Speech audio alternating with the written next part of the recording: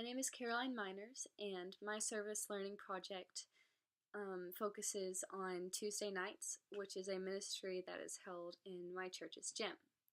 Tuesday nights is a ministry that originated with just picking up a few kids from the housing projects around my town, bringing them back to our church building, and feeding them, loving on them, preaching the Word of God to them, and then sending them home.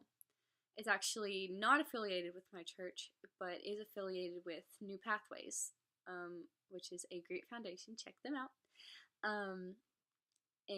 But because it's held in my church building, because it was a convenient location, a lot of the members of my church family got really involved, and I've been involved in it. And so when I heard about the Service Learning Project, I thought, oh, this will be perfect.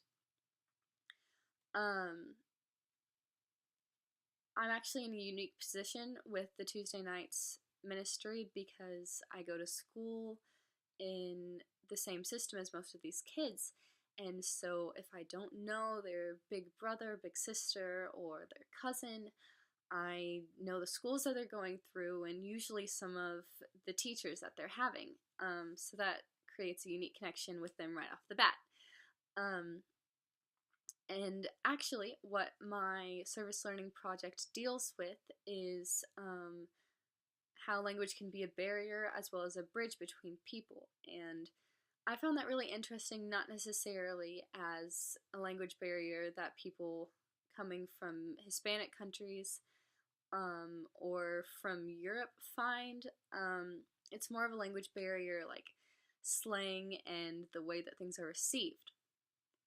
Because I am a teenager and I go to the same schools as these kids and am having similar experiences in my school day, I know the same slang as them, I know how they talk, and so it's relatively easy for me to come in and slip into their pattern of speech and just connect with the kids and, be one of the gang.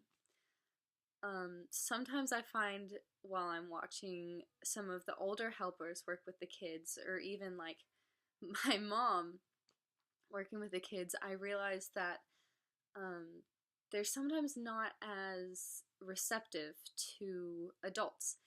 And I don't know if that's because of negative light shed on adults from television or just from bad experiences. But I think in these situations, a lot of what the adult's saying comes on as a teacher or someone that's going to discipline them.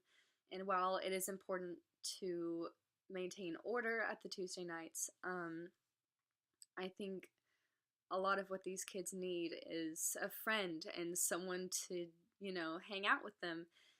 And language can be a really great way to do that. Another part of my service learning project was improving my own listening skills, which has been an adventure because all of these kids want to tell their story. They want to tell you how their day went, they want to tell you about their little cousin, and they want to tell you about some fight that they got in. And so there's a large component of listening to these kids that's just like absorbing what they're saying and understanding because they're talking so fast. And even sometimes with the experiences that I have at school where I'm like surrounded by people talking in slang, sometimes I even still don't catch things. And so I've learned a lot from this ministry, how to listen and to actively listen, and how to let these kids know that I love them even if I only see them once a week. Because this ministry deals with children, and because I can't get a hold of their parents, I actually couldn't get any release statements from them, couldn't get really any footage of the kids. So I actually interviewed some of the people working with it, the head of New Pathways, Ricky Burse, and my youth minister, Jason Whitley. And I found that they were really helpful in talking about some other things that we've discussed in this communication class. So, when you first started this ministry, what were some stereotypes that were later proved different for you? Well, one of the things was that the children that we were working with couldn't be picked up and brought to a program and behave and cooperate, and we've learned that they can, that they will cooperate and they will listen, they'll take direction, they'll learn manners, and so there have been a lot of positive things that we were told couldn't happen in this kind of program, but actually have. And what were some barriers that you found at first with communicating with the kids? Well, one of the things obviously is they didn't know us. So we had to build a relationship. They had to learn to trust us, learn who we were. We had to learn who some of them were, get to know them. And so that was an important thing.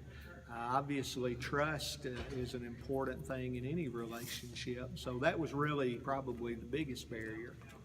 And as this ministry has progressed, what are some of the most significant changes or just things that have stood out to you?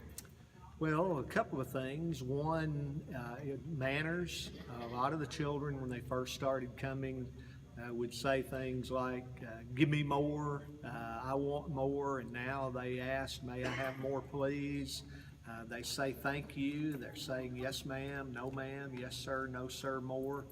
So that's been a big improvement.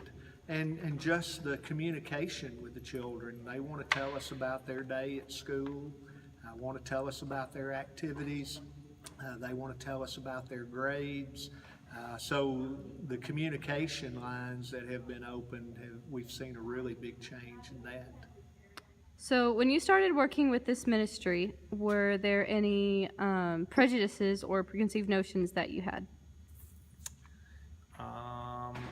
I didn't have any prejudices, but preconceived notions probably that we were going to be working with unchurched kids, kids from the inner city.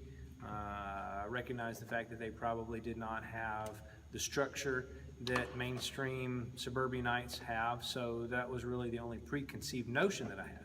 But I didn't have any prejudices against the kids or the people that we were going to be ministering to. And when you started working with the kids, what were some issues that you had in communicating with them and connecting with them? Communicating, they didn't seem to want to respect authority. Seemed to be, when they got into group settings, wanted to kind of show out for one another, so that was kind of difficult dealing with. But not much different than most people do when they get into a group. They want to kind of show out, just maybe not to that extent. And now, after working with the kids for a while, what are some things that you have learned or observed? That they're just like any other kid, any other group of kids. You get them together, they want to be social, they want to have friends, they want to be loved, they want hope, they want direction, they want discipline, they want guidance. And if we can help provide even just a little portion of that one day a week, then I feel like that what we're doing is a good thing.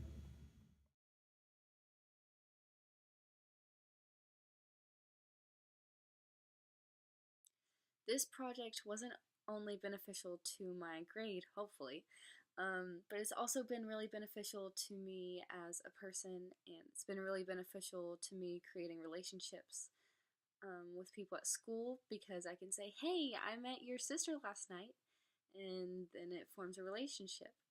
Um, Tuesday nights actually started with just a couple kids, just busload or two, picking up some kids from housing projects, busing them in, and then those kids went home and they told their neighbors and their friends at school, and before we knew it, there are over 100 kids that come every Tuesday night, and it's not just kids anymore.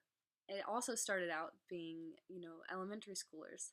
And now I go to Tuesday nights and I see people that go to high school, people that I know because I've competed against them at sports or because I've seen them in the hallways.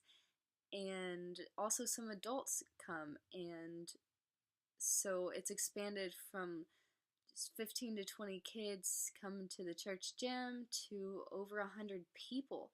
that are coming every Tuesday night to be loved and to be taught the Word of God. And I think that there's no better way to communicate than to get a relationship first and lay a foundation and have a mutual relationship where you're both making changes in each other's lives, whether it's tearing down prejudices or, teaching new things about the world that you've never even considered before. And so I want to close this video out by saying thank you for this project, where I actually had to analyze what I was doing in a pre-existing ministry and look at it from not only my point of view, but the point of view of the kids there and from some of the other workers. So thank you.